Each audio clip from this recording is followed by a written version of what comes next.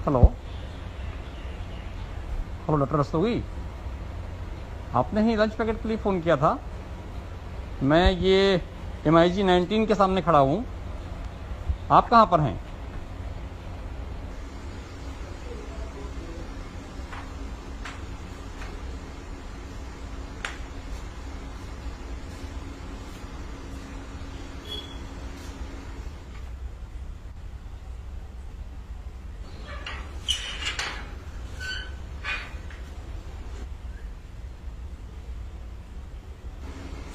जी sir.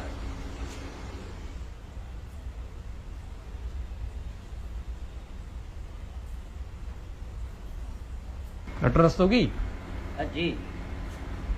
आपको शर्म आनी चाहिए। आपने लंच पैकेट की मांग की है। आप गरीबों का हक मानना चाहते हैं? इतने बड़े घर में रहने वाले हैं आप, और इस तरह से आपने लंच पैकेट के लिए फोन किया है।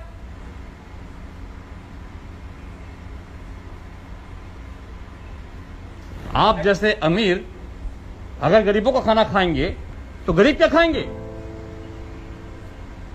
शर्म आनी चाहिए आपको। मेरा तो यहां आना व्यर्थ हो गया है।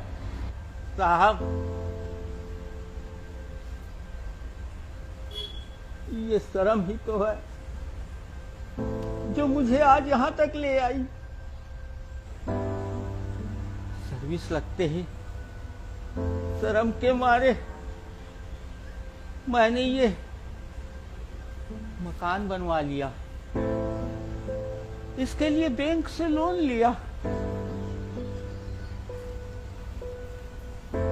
आधी से अधिक तनख्वाह तो बैंक का लोन पटाने में चली जाती है, बाकी के बचे आधे बच्चों की परवरिश और पढ़ाई में निकल जाती है। रिटायरमेंट के बाद पेंशन है ही नहीं। घर का आधा हिस्सा मैंने किराए पर उठा रखा।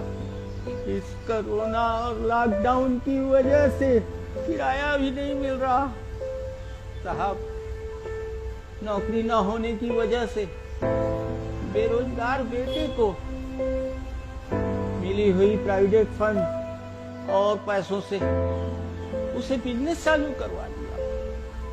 साहब, वो जो कमाता उसे बिजनेस आगे बढ़ाने में उसी में ही लगा देता। साहब, बचत तो हुई ही नहीं। अब तो पिछले 25 दिनों से दुकानदारी भी ठप है। साहब,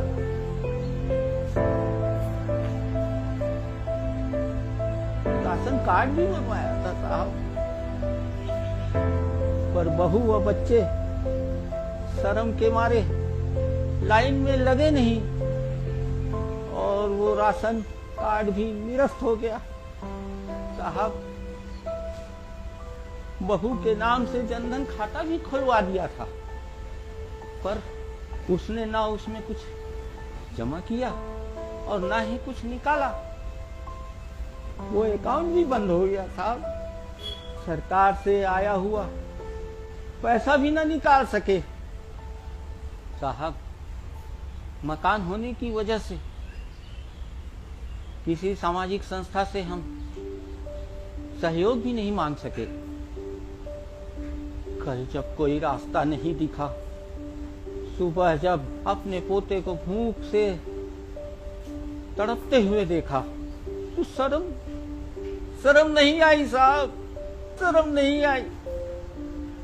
सिर्फ आंखों में आंसू आ गए। पोते को देख देख कर आंखों में आंसू आ गए। मैंने अपने इन्हीं कांपते हाथों से डायल 112 से आपको बुलवा लिया। साहब, आपको बुलवा लिया।